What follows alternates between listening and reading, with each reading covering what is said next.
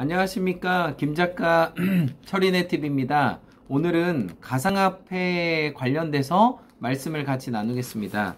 첫 번째는 김준홍 페어스퀘어랩 대표인데 이분이세요. 이분이신데 빨간색 그 페라리 차를 이제 타고 계신 분인데, 이분이 되게 특이해요. 경력이 학교 다닐 때는 게임을 너무 좋아해가지고 게임만 하고 살다가 이제 그 개발자로 돼서 대학교 졸업하고 공채 시험에 게임은 잘하니까 그쪽 관련된 업체에 다 합격을 한 거예요. 근데 이제 이분이 미래에셋 전략기획실로 옮겨서 이제 전산 쪽을 담당을 하다가 금융에 좀 눈을 뜬 거예요. 그래서 금융을 공부해야 되겠다 생각이 들어서 40살에 이제 대학원을 간 거죠. 어디를 갔냐면은 그 스페인에 있는 그 대학원을 유학을 간 거죠. 그래서 이제 그 당시니까 2010년도 정도 된 것 같아요. 2010년도 정도에 유학을 가서 거기서 그 25살 된 이스라엘 개발자를 만나요. 2010년도에. 근데 이제 거기서 그 비트코인 백서를 그 사람한테 받은 거예요. 20페이지 정도. 그러면서 앞으로 게임 개발자니까 컴퓨터 프로그래머니까 이 비트코인 백서를 통해서 좀 공부를 해봐라. 그러니까 지금 전혀 생소한 거지만 그 당시에도 생소했지만 그것을 공부하면서 앞으로는 탈중앙화가 생기겠구나. 이 달러의 패권이 앞으로 무너지겠구나. 그런 것을 이 사람이 감을 잡은 거예요. 그래서 그분이 비트코인을 통해 가지고 엄청난 또 수익을 남겼고, 또 그것을 통해서 슈퍼카라던가 비싼 차들을 조각조각 사는 거 있죠. 우리가 외국 주식을 조각으로 이렇게 사잖아요. 우리나라도 이제 올해부터는 9월 달부터는 삼성전자를 0.1주씩 살 수가 있어요. 7만원, 8만원 되는 거를 7천원, 5천원씩 살 수 있는 거예요. 그런 것처럼 이런 쪽에 눈을 떠가지고 이 슈퍼카도 이런 조각을 내서 팔고 수수료를 띠는 그런 구조를 만든 겁니다. 대박 아닙니까? 천재예요, 천재. 참 이런 부분들 참 너무 좋아요. 그리고 두 번째 뉴스는 그 암호화폐 투자를 한 그 KIC라고 해가지고 한국투자공사라고 해요. 그러니까 국부펀드라고 할 수 있죠, 우리나라. 근데 국부펀드가 미국의 코인베이스 주식을 매수한 거예요. 그러니까 이 사람들이 코인베이스 주식을 왜 샀냐 이렇게 물어봤더니 우리는 가상화폐에 대해서 별로 관심이 없다. 똑같은 말만 하고, 코인베이스가 뭐냐면 가상화폐 거래소예요. 여기에 투자를 한 거예요. 여기에 지금 8,700주를 샀고 190만 달러 정도를 산 거예요. 이제 많이 산 건 아니지만 어쨌든 국부펀드 KIC에서 코인베이스를 샀다는 것은 대단한 인사이트가 있는 겁니다. 국부펀드가 망할 것 같은 회사에 샀겠어요? 전혀 그렇지 않다는 거죠. 그래서 직접적으로 코인을 사는 것도 좋지만 간접적으로 코인베이스나 또 채굴하는 업체, 이런 쪽을 간접 투자하는 것도 좋은 방법이라고 생각을 합니다. 그리고 지금 비트코인에 대한 여러 가지 말들이 많은데, 그 필데리티라는 그 투자자문회사에서 9월 그 암호화폐가 왜 어떤가를 조사를 했어요. 왜 힘든가? 첫 번째가 가격의 변동성이 가장 크다. 두 번째가 펀더멘탈이 부족하다. 세 번째가 시장 가격을 조작한다.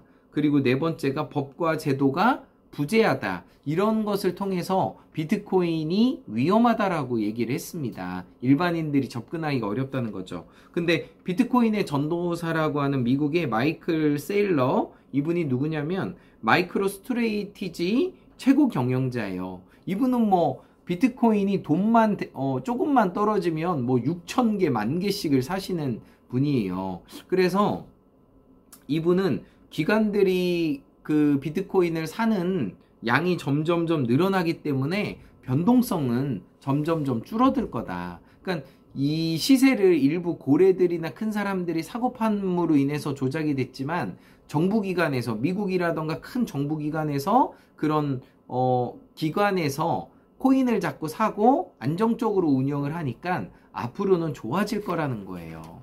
그래서 상당히 일리 있는 말입니다. 그리고 최대 코인 거래소가 어디냐면 바이낸스예요. 샴퐁자오가 운영하는 바이낸스인데 바이낸스가 미국의 포버스의 2대 주주가 된다고 해요. 그래서 사실상 이 바이낸스가 엄청난 영향력이 있지만 이 포버스라는 회사의 2대 주주가 되는 것은 상당히 의미가 있다고 봅니다. 앞으로도 더 제도권 안으로 들어오고 이게 여러 회사들과 연계하지 않을까 생각이 듭니다.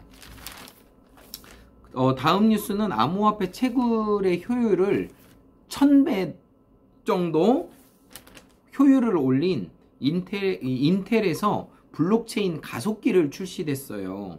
그래서 이게 그 비트코인이나 이더리움을 이제 그 컴퓨터로 해서 그래픽 사양이 높은 거를 통해 가지고 이걸 뽑아내거든요. 근데 이것을 그 인텔이라는 그 미국의 반도체 회사가 효율이 높은 것을 만들어냈으니까 앞으로 더 비트코인의 채굴은 더 빨라지겠죠. 그리고 한정된 양이 있기 때문에 더 빠른 시간 내에 채굴이 다 끝나지 않을까 생각이 들고요. 어쨌든 코인이 유망한 것은 그 비트코인의 2100만 개라는 개수가 정해져 있기 때문에 그 시간이 갈수록 이 정해져 있는 양을 채굴하게 되니까 한계가 있는 거죠. 이게 무한대라고 하면 가치가 없겠지만 2100만 개라는 한계가 있기 때문에 어느 정도 이 투자에 대한 그런 메리트가 분명히 있다고 생각을 합니다.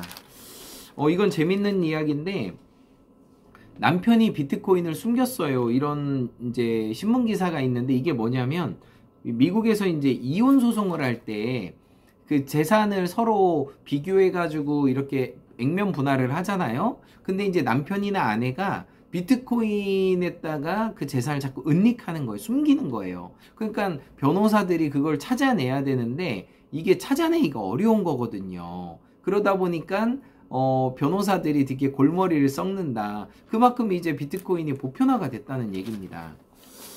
그리고 다음 뉴스는 고팍스에 관련된 뉴스예요. 지금 이제 시중 거래소는 이제 4개로 운영되고 있는데 대부분 업비트나 빗썸을 이용하고 있죠. 근데 이제 고팍스라는 회사가 전북은행에서 그 확인서 발급을 마쳤다고 합니다. 실명 계좌 확보를 했다는 거죠. 그래서 앞으로는 5대 거래소가 된 거고요. 업비트가 거의 독주를 하고 있어요. 빗썸이랑 업비트와 빗썸이 합치면 거의 90%가 넘거든요. 근데 여러 회사들이 견제를 해야만 소비자를 보호할 수 있는 문화가 생기거든요. 그래서 저는 상당히 긍정적이라고 봅니다. 고팍스가 5대 거래소로 들어갔습니다.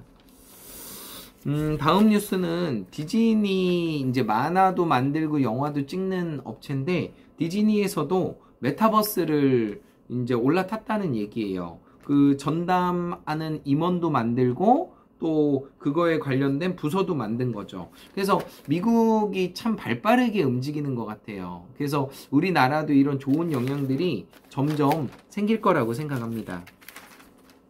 그리고 이제 이분이 위메이드 대표거든요. 위메이드가 게임 회사로 유명한데 최근에 폭등을 했다가 여러 가지 문제로 주가가 많이 떨어졌어요. 실은 고려대학교에도 10억 원을 위메이드 그 코인으로 이렇게 그 암호화폐로 이제 내가지고 1년인가 2년 락을 해놨고요. 그 뒤에 이제 할 수 있게끔 현금화 할 수 있게끔 했는데 어쨌든 그 장영국 대표님께서 앞으로 그 위메이드 이제 그 코인을 2% 정도 소각하겠다. 이거 상당히 어려운 거거든요. 근데 이 자사주를 소각한다는 것은 기존의 이제 주가에 대해서 더 가치를 부여한다는 얘기거든요. 그래서 위메이드가 앞으로 또 어떻게 될까 개인적으로 좀 궁금하고 대표의 의지가 있는 것만큼 저는 좋은 소식이 있을 거라고 생각을 합니다. 최근에 요거가 그 심스와핑이라는 이 좀 어이없는 일이 좀 발생했어. 이게 뭐냐면은 그 30년 된 퇴직금으로 가상화폐를 2억 6천 정도를 산 퇴직금 남자분이 계세요. 근데 이게 심스와핑을 통해 가지고 하룻밤에 그 코인이 다 사라진 거예요.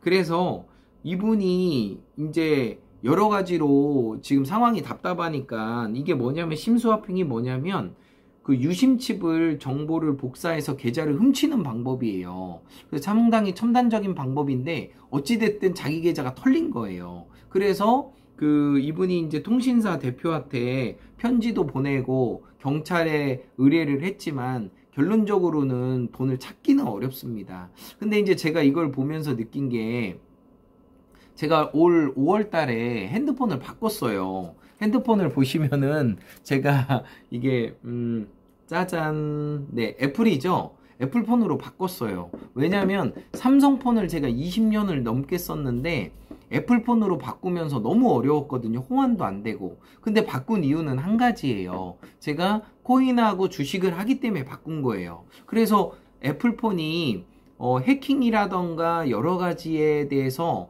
상당히 까다롭게 되고 있기 때문에 투자를 하시는 분은 꼭 애플폰으로 바꿔야 된다고 생각을 합니다. 뭐 지금 당장 바꾸라는 건 아니고 만기가 됐을 때 바꾸라는 거예요. 그래서 이분이 심스와핑이라는 것을 통해 가지고 자기의 피 같은 2억 6천만 원 얼마나 힘들게 모은 돈 아닙니까? 그것을 날린다면 얼마나 속상하겠어요. 그래서 보안 등급을 계속 올려야 되는 거고, 네이버 같은 경우도 문자 인증으로 이중 안전 장치를 해야 되는 거고, 그리고 카카오톡도 얼굴 인식이라던가 암호를 좀 어렵게 바꿔놔야 돼요. 그래야만이 다른 사람들이 해킹이나 이런 게 어렵게 만들어야만이 내 소중한 돈을 지킨다고 이렇게 생각을 합니다. 그렇게 해서 말씀드렸고요.